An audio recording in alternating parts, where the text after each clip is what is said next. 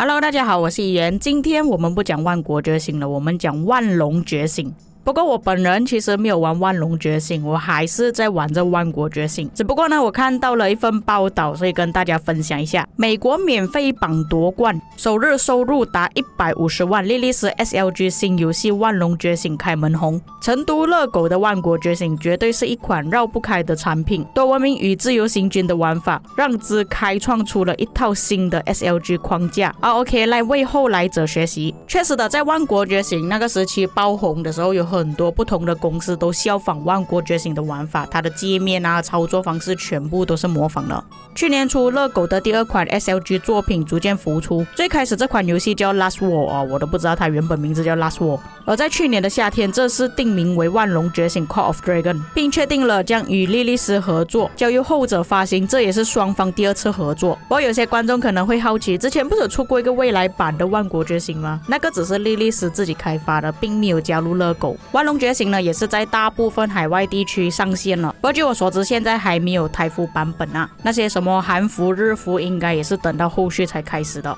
这份帖文还有说，万龙觉醒的首日表现十分出色，游戏上线后进入了99个国家与地区 iOS 免费榜前10。其中在美国牢牢坐住了免费榜榜首。根据第三方数据显示，该作首日预估流水收入就已经达到了150万元左右。这份帖文我是在中国那边找到的，再加上它这里是用元，我觉得这个应该写的是人民币啦。单日下载量也达到了几十万的水平。此外，这款游戏还同步推出了 PC 版，它的 PC 版是比万国觉醒快了很多，而且这个是官方 PC 版，不是那种什么模拟器之类的。万国觉醒是拖了差不多3年才推出。截至今日，万龙觉醒已步入全球48个国家畅销榜 Top 50，就是收入榜啦。美国排名在37，这个是 iOS 排名。法国、新加坡、阿联酋、卡塔尔都在榜上前10。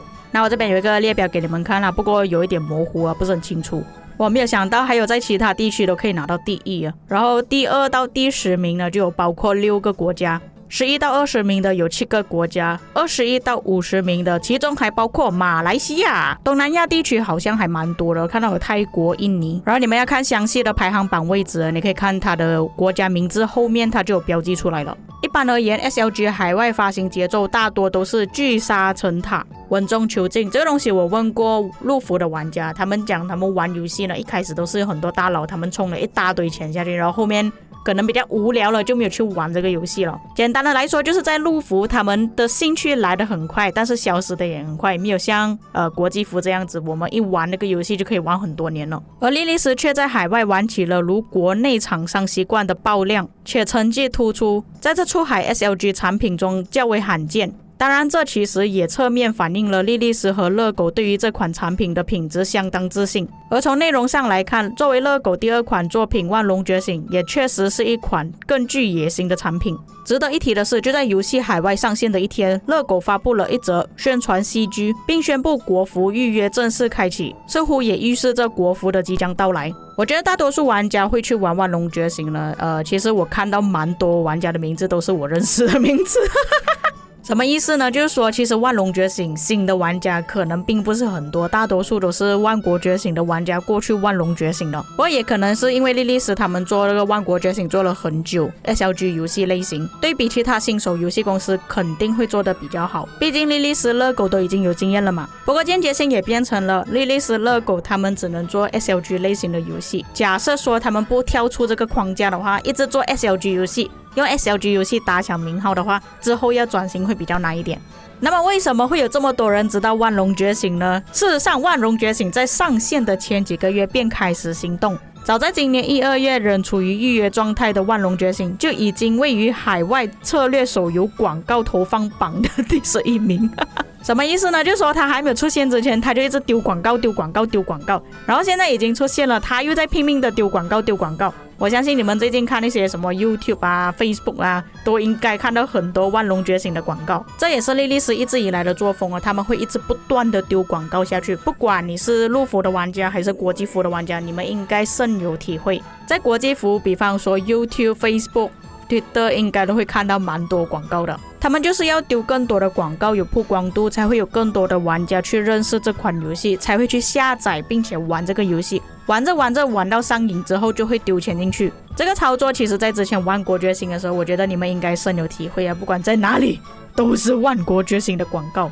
，YouTube、脸书、Twitter 都是啊。也肯定的，官方除了打广告之外，他们肯定会去邀请一些主播或者是明星来代言。那华人明星我暂时还不知道有几个啦，不过我已经看到新加坡的一个明星李国煌他已经在代言这个游戏了。相信不久的将来，你们应该会看到更多的明星，又或者更多的主播跑去玩这款游戏了。相信应该也是有不少万国觉醒的主播啊，为什么他们都跳槽过去万龙觉醒啦？因为都是两个同样的公司。莉莉丝可能是觉得，反正我都已经把钱丢出去了，那既然他们都已经做到万国觉醒的主播了，再顺便去做一下万龙觉醒吧。通常游戏是区分类型的，比方说我们现在玩的万国觉醒就是战略游戏嘛，万龙觉醒也是一样是策略游戏。有可能我的观众喜欢这类的游戏，就可以推广给他们，他们就会跟着主播跑去另外一个游戏再继续玩下去。同样类型的游戏，观众跟主播都比较容易上手。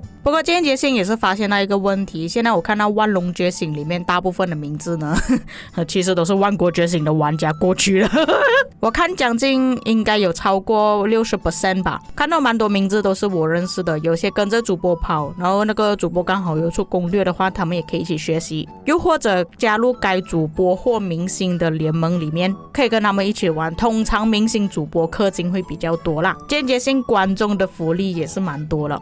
所以为什么他们肯舍得丢这么多钱在打这个游戏的广告？不过打广告归打广告啦，之后会不会有更多的玩家去玩这个游戏还是要看。而且最近我也是听到蛮多大佬也是要去玩这个游戏的，但是大佬玩游戏的性质跟我们平民玩家玩游戏的性质不一样。大佬他们是有时间去玩这种游戏。万国觉醒会火红的原因主要是因为刚好碰上疫情那个时间，大家都很得空没有事情做，这个游戏又比较好玩。在逐步开放之后，我是明显感受到有很多玩家都已经弃坑了。我也有去问 C-View 他的想法， C-View 是之前在一开始测试服的时候就已经开始玩这个游戏了，他跟我的想法也是一样，不会去玩这个游戏。因为960的群其实也是蛮多玩家去玩这款游戏了，我就说看他会不会超越万国觉醒。 C-View 说感觉很难，我就问他的意见，他说现在玩的人都是万国觉醒的人，要么弃坑，要么去看，要么还在玩万国的去尝个鲜，横竖长久不了。群里也是有人说他只是上去看一下有什么差别，然后就回来继续玩万国觉醒了